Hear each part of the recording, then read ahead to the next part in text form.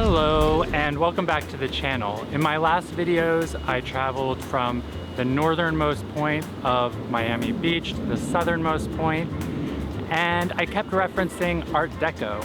Famous Art Deco architecture, Art Deco, beautiful Art Deco, the Art Deco district. So I thought finally maybe I ought to do a separate video just on explaining how you can identify Art Deco. And if you're new here, hi, I'm Mark.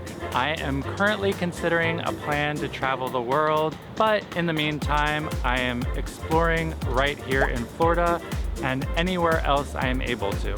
But first, what is the history of Art Deco? Art Deco is a style that emerged in the 1920s as a global phenomenon, and it came out of a great optimism that people had for the future. World War I had finally ended. The Industrial Revolution was affording people more luxuries than they were used to, and there was just a tremendous belief in human progress. So Art Deco came along and it sought to make everyday objects beautiful, and that extended to architecture. And of course, this phenomenon did reach Miami Beach. Miami Beach, even today, has 800 plus Art Deco buildings. It was kind of fitting because Miami Beach itself is largely man-made, so it seemed to go hand in hand with the impulse of the Art Deco movement, which focused on human achievement through technology. So with that, how can you tell if a building is Art Deco? Here are 5 ways. First, Art Deco buildings tend to be symmetrical. They have a harmonious, streamlined aesthetic.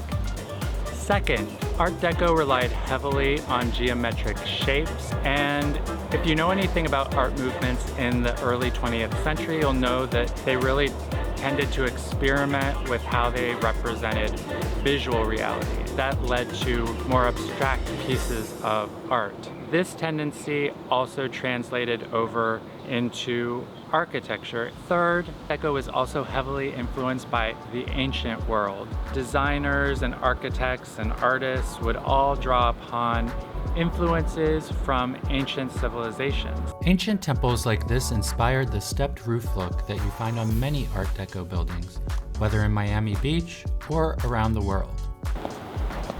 Fourth, with the advance of modern technology, artists of the time came to really admire the speed and efficiency of machine-made items and modern technology more generally. Things like trains, ships, cars.